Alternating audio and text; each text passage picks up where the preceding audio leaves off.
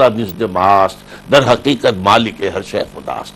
اور اس کی پھر ایکویٹیبل ڈسٹریبیوشن جو ہے وہ پھر اسلامی نظام کے ذریعے سے دولت کی ہوتی ہے. تیسری مساوات انسانی.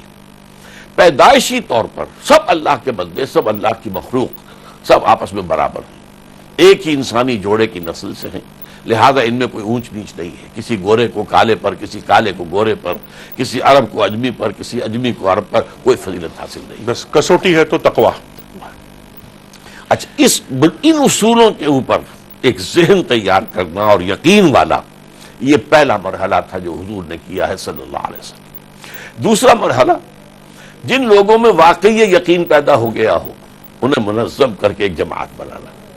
اچھا، اس وقت اس کا ٹیسٹ کیا تھا کہ واقعی یقین پیدا ہو گیا؟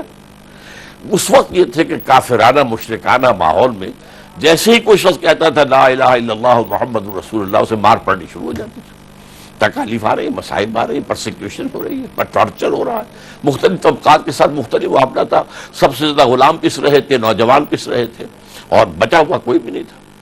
تو جو اس میں ثابت قدم رہ گیا گویا کہ اس کا ایمان، اس کا یقیناً اس نے ٹیسٹ پاس کر دیا. آج کے دور میں اگر ہمیں وہی کام کرنا ہے، ظاہر بات ہے آج کلمہ لا الہ الا اللہ محمد رسول اللہ کہنے پر تو کوئی مار نہیں پڑتی، بلکہ اگر آپ کوئی لمبی سی 1000 دانے کی تسبیح لے کر چوک میں بیٹھ جائیں اور نعرے لگانے شروع کر دیں لا الہ الا اللہ کے، تو لوگ تو آپ کے پاس آ جائیں گے، دودھ جلیبی پیش کریں گے، آپ کے ہاتھ پاؤں دابیں گے. تو یہاں کیا شرط ہے؟ شریعت پر عمل. اس وقت شریعت نہیں تھی، اس وقت تو کوئی شے حرام نہیں تھی، نہ سود حرام تھا، نہ شراب حرام تھی، نہ یہ نماز کا بھی 5 وقتہ نظام میں نہیں آیا تھا، یہ ساری چیزیں نہیں تھی. آج شریعت ہے. آج جب تک کہ جس شریعت کے جتنے حصے پر عمل کیا جا سکتا ہے، ٹھیک ہے، اگر نہیں کر رہا ہے کوئی شخص تو پھر وہ اس ایمان سے خالی ہے، جس اس ایمان کی سے ہم بات خالی ہے. کر رہے ہیں. اس وقت ہمیں جانے بریک کی جانب آتے ہیں خاتون حضرات، چھوٹے سے بریک کے بعد.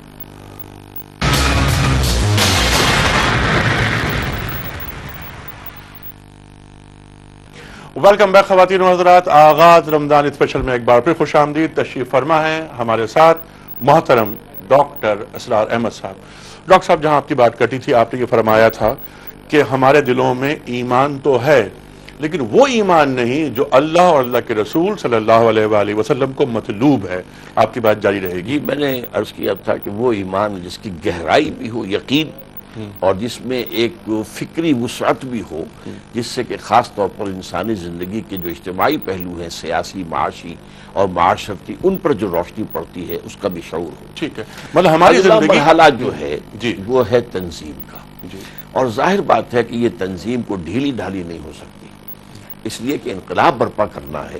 اور ظاہر بات ہے وہ جو بھی ایگزسٹنگ سسٹم ہے اس میں جو برسر اقتدار طبقات ہیں، ان کے مفادات ہیں، ان کے ویسٹڈ انٹرسٹ ہیں، پریولیج کلاسز ہیں، یہ وہ طبقات ہیں they are bound to resist at any cost. نظام کوہنا کے پاس بانو یہ معرض انقلاب میں ہے. Guard up your loins and come and face them. تو یہ ظاہر بات ہے کہ جو تصادم ہونا ہے تو وہ کوئی جو ہے ہجوم نہیں کر سکتا اس کو. اس کے لیے ایک منظم جماعت جس کا ڈسپلن فوج کی طرح کا ہونا چاہیے. جیسے فوج کے لیے یہ آپ کہتے ہیں محاورے کی زبان میں لسن اینڈ اوبے، بائے نہیں، یہ قرآن اور حدیث کی اصطلاح ہے. سمع و طاعت، فاسمعوا واطیعوا، لسن اینڈ اوبے.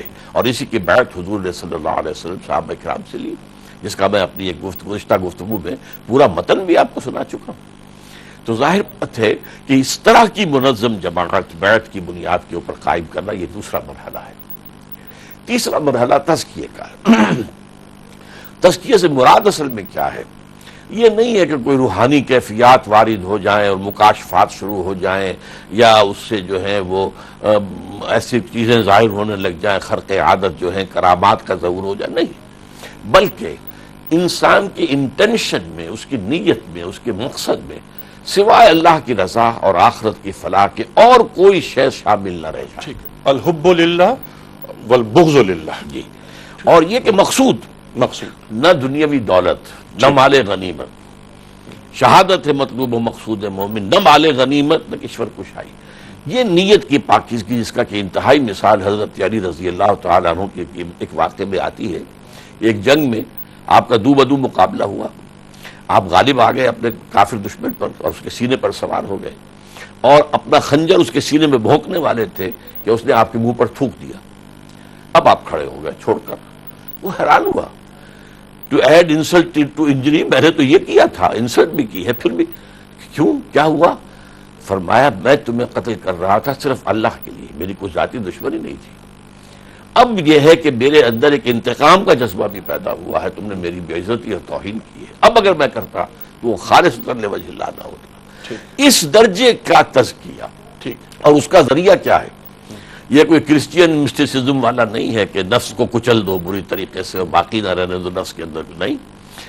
دین تو کہتا ہے کہ ان لنفسک علیک حقا، تمہارے نفس کا بھی تم پر حق ہے، اس کی بھی ادائیگی کرو، جائز طریقے سے کرو۔ روحانیت نہیں ہے اس میں رہبانیت نہیں ہے، اس میں نیو پلاٹنزم یا جو انڈین مسٹیسزم اور جو وہاں کے ہیں وہ بھی نہیں ہے، بلکہ دو چیزیں ہیں اس میں۔ کیا ہے؟ قیام اللیل، رات کی نیند کی قربانی دے کر کھڑے ہونا، یہ نفس کے تقاضوں پر اپنے آپ کو قابو یافتہ کرنے کا سب سے مؤثر ذریعہ ہے۔ ان ناشیۃ اللیل ہی اشد وطئا واقوم قیلا، اور یہ کہ اس میں قرآن پڑھتے رہو، رتل القرآن ترتیلا، قرآن کو اسے اور اتارو اپنے اندر، اور اتارو، hammer it down, hammer it down, hammer it down. میں یہ کہا کرتا ہوں کہ دل کی گہرائی کا کوئی اندازہ ممکن نہیں ہے، جیسے کہ سلطان العارفین نے جو بات کہی ہے، بڑی پیاری کہی ہے سلطان باہو نے رحمۃ اللہ علیہ، دل دریا سمندروں ڈونگے، کون دلاں دیاں جانے ہوں۔ یہ دل جو ہے انسان کا، یہ تو سمندروں سے بھی زیادہ گہرا ہے، اس کی گہرائیوں میں یقین اتارتے چلے جاؤ، اور اتارو اور اتارو اور اتارو۔ اور ڈاکٹر صاحب، قلوب المؤمنون عرش اللہ، مومنوں کا جو قلب ہے وہ اللہ کا عرش ہے۔ خواتین و حضرات، اس وقت ہم جا رہے ہیں بریک کی جانب، آتے ہیں ایک بریک کے بعد۔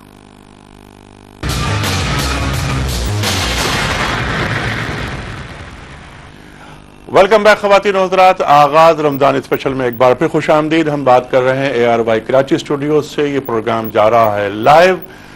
آج ہماری مہمان شخصیت جو گزشتہ 4 دن سے ہمارے ساتھ ہیں اور انشاءاللہ اگلے 4 دن بھی ہمارے ساتھ رہیں گی، پاکستان کے ممتاز عالم دین، ممتاز مفکر، محترم ڈاکٹر اسرار احمد صاحب، جن سے ہم بات یہ کر رہے ہیں کہ عالم اسلام کے زوال کے اسباب کیا ہیں، ہمارا علمی، فکری، معاشی، عسکری، تہذیبی، اخلاقی یہ زوال کیوں آیا، اس پر گفتگو مسلسل جاری ہے۔ خواتین و حضرات، اسی گفتگو کو رکھتے ہیں کنٹینیو۔ جی ڈاکٹر صاحب، آپ کی بات کٹ گئی تھی کہ تزکیہ نفس، فرد کی تیاری، تزکیہ۔ جی ہاں، میں ذرا سلسلہ کلام کو جوڑنے کے لیے عرض کر دوں 2 جملوں میں کہ میں نے عرض کیا تھا کہ میں نے حضور کی سیرت مطہرہ سے 6 steps آف ریولوشنری پروسیس جو ہے انفر کیے، ڈرائیو کیے، لیکن اس وقت میں انہیں سمپلیفائی کرنے کے لیے 2 میں تقسیم کر رہا ہوں۔ پہلے حصے کے پھر 4 حصے تھے۔ ایک تو وہ یقین والا ایمان پیدا کرنا جس پر گفتگو ہو گئی، جو منظم کرنا، سم و طاعت والی نظام والی جماعت ہو، پھر ان کا تزکیہ ہو کہ ان کے مقاصد میں، نیت میں سوائے اللہ کی رضا اور آخرت کی فلاح کے اور کچھ نہ رہے۔ اب چوتھا جو معاملہ ہے وہ ماسٹر پیس ہے محمد رسول اللہ صلی اللہ علیہ وسلم کا، یا اسے ماسٹر سٹروک کہیے، جسے جدید اصطلاح میں کہیں گے پیسو ریزسٹنس۔ ظاہر بات ہے کہ جب بھی کئی انقلابی جماعت اٹھے گی کسی معاشرے میں اور وہ یہ کہے گی تمہارا نظام غلط ہے،